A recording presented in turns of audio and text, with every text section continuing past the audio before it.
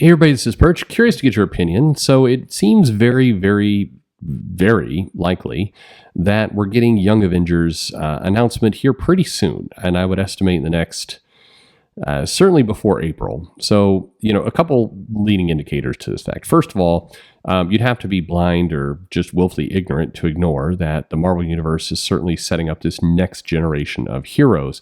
Inside of Marvel Studios now, Kevin Feige's group, there's been a number of PowerPoint presentations and keynote presentations, etc., where they're using that old "Divided We Stand," I think, image. It was part of Marvel Now, and had this kind of the new characters. Riri was on it, and a bunch of the Vision, and kind of a number of the newer generation. That's been one of the images that keeps getting put out. Somebody should give Mike Diodato a check.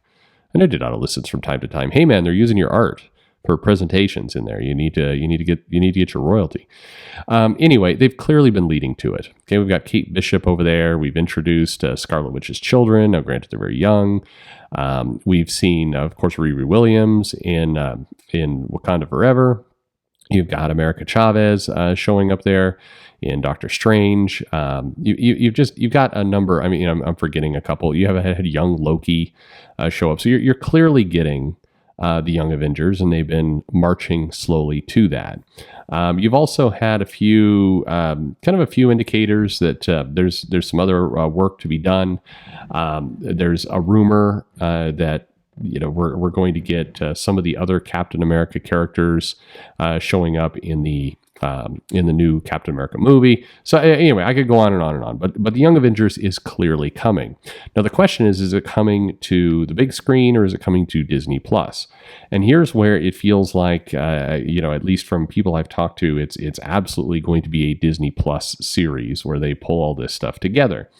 And I mean, the interesting part of that is that it really reminds you of the Defenders that Netflix did that really did not go over well when all was said and done. I mean, that was kind of there's a lot of hype around it because Marvel Studios and the movies was leading to kind of all these individual solo movies. And then you got the big Avengers where they all came together and Joss Whedon was just orchestrating it all. And everybody loved him. And there was absolutely no way that there was going to be any problems for Joss Whedon in the future.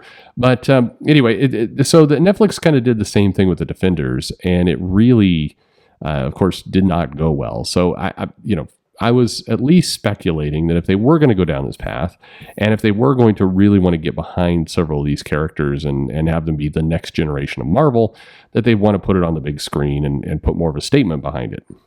But at least from what I've been told, we're going to get a Disney Plus announcement that Young Avengers is coming here in 2024 and that they'll start filming, and it'll be kind of the next time we see Kamala Khan and several of these other characters. How could I forget about Kamala? Or Kamala Khan? Sorry, bad joke. Anyway, we're getting these characters for sure. So first of all, let me put this out there. I'm excited by this, and I'm excited by this not by what I'm actually going to get, because relatively sure, like a lot of the movies, it's going to be watered down, washed down, quip heavy. But for what it's worth, and if you haven't read it, the Heinberg Chung Young Avengers series was really quite good. And the Kieran Gillen, as much as I'm really despising him on X-Men, he and Jamie McKelvey put in a decent series. It was not, to me, it wasn't at the level of the Heinberg comic, but it was still very solid. And I think that this original Young Avengers series was great. It had this very kind of classic feel to it. It was, even though it was 2005 roughly that this thing was coming out, it felt like a very classic traditional 80s comic. It just had a lot of good momentum behind it. The art, of course, was great. I thought how they introduced the characters was quite interesting. So it was, all in all, it was good. And again, when Kieran Gillen came in, he was trying to do something different. He was making more of a statement, but I think he was more creatively in his phonogram stage, and he was, I don't know, there was more, he had more juice, or maybe, I don't know if that's the way to put it. But at any rate, so I think that those series I enjoy quite a bit. So I'd love to see them adapted. Now, we're not going to get any of that, but still, we'll see what can come up. If I'm being realistic to the movies and to the show, Miss Marvel, as I mentioned before, my daughter, and that's the audience, certainly want to gauge. They want to get that kind of 8 to 16 kind of rate, to get them hungry and interested in Marvel properties so it can carry them for another generation. But she started out liking Miss Marvel and then dipped out immediately. And I mean, in one way, I think she liked the Scott Pilgrim aspect of it that was in the beginning that they somewhat walked away from completely to go into this, backstory and the clandestine and everything else. It went sideways. My daughters watched the Doctor Strange Multiverse and Madness. They both kind of liked America Chavez. They thought the character was fine. The character was interesting in that.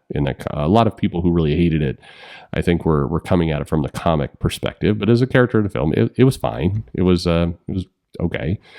Kate Bishop, that character was a little more aggravating, certainly in the Hawkeye show, but still not terrible. It was fine. These characters that we've seen brought together wouldn't be bad. It could actually be pretty fun if you put the right spirit behind it, and certainly looks like Disney is going to walk heavily away from where they've gone in the comics for these things. It's going to be its own thing. That said, because remember I said at the beginning, I am confident they're going to screw it up. I mean, how could they not? In a lot of ways, but we're definitely getting this. So we have a bunch of omnibuses being put back into print. Both the Kieran Gillen and the Heinberg omnibuses are going back in. We are, I guess, we're getting Cassie Lang, who's got a pretty prominent role in Ant-Man 3 coming out in just a couple weeks now. We haven't seen Isaiah Bradley, but as I mentioned, I think that I've at least seen some casting that suggests he's going to show up in the new Captain America New World Order movie. So I mean, all of this stuff is coming. I think that. So if I'm doing the math here in terms of when an announcement would be predicted, they're putting these in for April. I think sometime in late February or March, based on what Marvel has done in the past. It feels like we're absolutely getting a Young Avengers announcement. That's going to be the next big thing. So, question to you: do you care?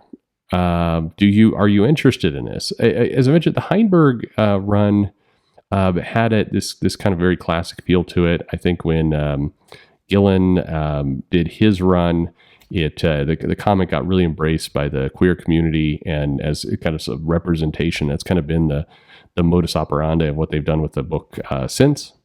I have high doubts that will be carried over into the comic or into whatever Disney does with it. They had a brief blink if you miss it. Blink and you miss it. I'm all tongue tied. Blink and you miss it scene in Doctor Strange where America Chavez says her mom's, and they can't offend China, and at this point, they've already potentially irritated them enough, and bringing back Iger is going to have them kind of move away from some of the moves they've done. So they need that China money. So it's definitely not going to have the feel of Gillen's run, but we'll see. There has been no Hulkling either, I suppose. We've seen Scar though. Scar showed up, of course, at the end of that She-Hulk show that felt as much of a joke as anything else. The T'Challa baby is a baby. Unless they're going to do some apocalypse, send him into the future thing, that there's nothing that's going to happen there. And they're not going to put Shuri into this team. So anyway, we will see. What do you think? You excited about Young Avengers? Not? Let me know in the comments below. And thanks for listening.